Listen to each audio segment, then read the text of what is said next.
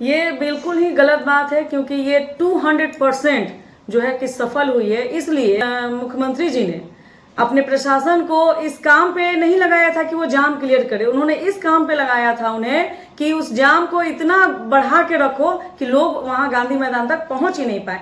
आप ये देखिए ना कि पूरे पटना के चारों तरफ से हर एक रास्ते को ब्लॉक किया गया था। मरीन ड्राइव पे देखिए, आप गांधी सेतु पे देखिए, हर एक जगह पे जाम था।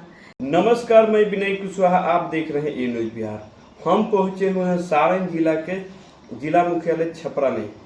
जी हाँ, यहाँ पर जन सुराज राज्य परिषद के सदस्य आरती साहनी जी हैं। आइए हम जो बिहार विधानसभा चुनाव 2025 आने वाला है उसकी तैयारी के बारे में हम जानते हैं कि पार्टी की क्या तैयारी है। अभी जो जन सुराज की रैली जो हुआ है 11 अप्रैल 2025 को, उसकी भी चर्चा करेंगे कि आखिर इनके द्वारा कितना मेहनत किया गया और क्या उपलब्धि रहा। पहल आपका ए न्यूज बिहार में स्वागत है। नमस्कार। 11 अप्रैल 2025 को जन सुराज का बिहार बदलाव रैली था। उस रैली के बारे में कहा जाता है कि रैली फ्लॉप कर गया है।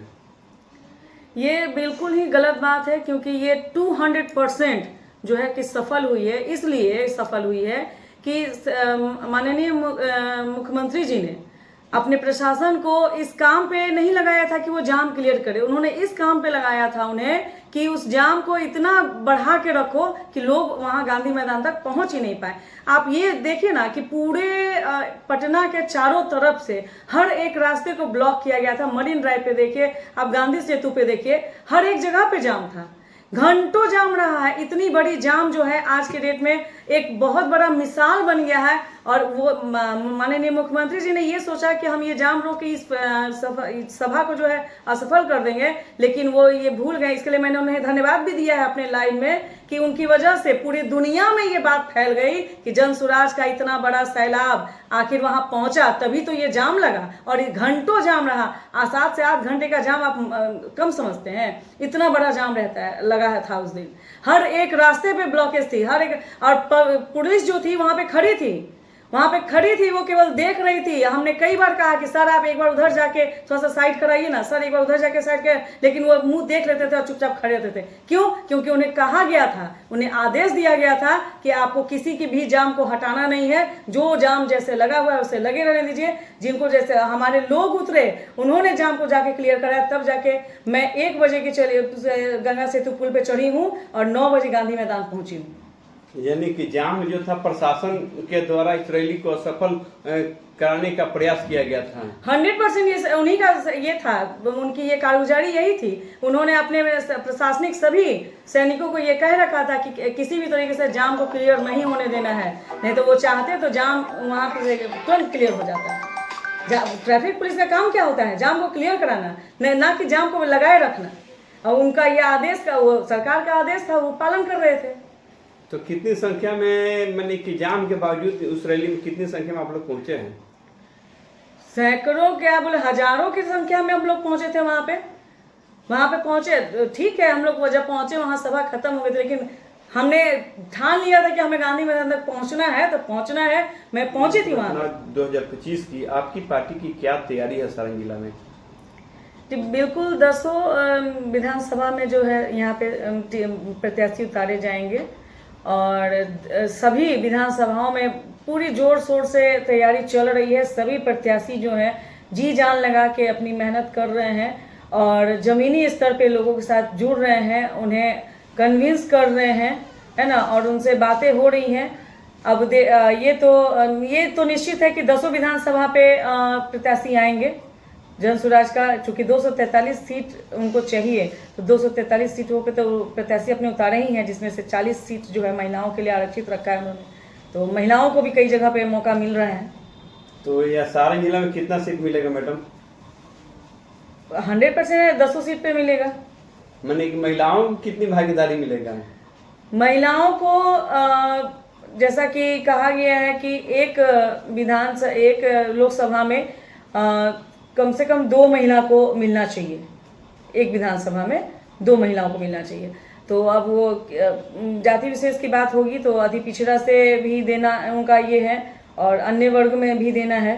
तो ये अब डिसीजन जो है वो प्रशांत जी का ही होगा इसमें मैं कुछ नहीं बोल पाऊंगी। मैडम, आपकी संख्या 50% है, मैंने महिलाओं की संख्या 50% है, और पूर्व की जो सरकार है, चाहे आरजेडी की सरकार हो, चाहे नीतीश जी की सरकार हो, क्या आप मानते हैं कि सभी ने महिलाओं के साथ शोषण किया है? जी हाँ, 50% बोलकर, लेकिन कभी भी 50% के लिए उनको प्रेरित नहीं किया। आप अभी ही देख लीजिए ना कि बिहार विधानसभा में कितनी सारी महिलाएं हैं, कितनी महिलाओं की तादाद है, और वहाँ पे पुरुषों की तादाद कितनी है। तो इसी से आंकड़ा समझ में आ जाता है कि महिलाओं को क्या वहाँ पे भागीदारी दी जा रही है। क्योंकि मेन है ना कि लोगों को ये समझ में आता है कि महिलाएं जो है वो केवल घर संभालने में ही सक्षम है, लेकिन नहीं कि एक बार उनकी क्षमता को पहचान कर तो देखिए। महिलाएं आसमान में, अंतरिक्ष में जाकर, अभी सुनीता विलियम्स वहाँ पे इतने महीनों रह कर आई हैं, क्या उन्होंने वहाँ पे क्या कुछ नहीं झेला है, उसके बावजूद भी वो सफल और सुरक्षित यहाँ पे लौटी हैं। तो महिलाएं ऐसा नहीं कि आज के दौर में केवल घर संभालने के लिए हैं। महिलाओं के हाथ में जिम्मेदारी दी जाए तो वो बहुत अच्छी रणनीति से और बहुत अच्छे तरीके से जो है राज्य को भी संभाल सकती हैं। मैडम, आप लोकसभा के पूर्व में प्रत्याशी भी रही हैं, आपने काफ़ी मेहनत किया, कुछ ही वोट से आप चुनाव हार गई।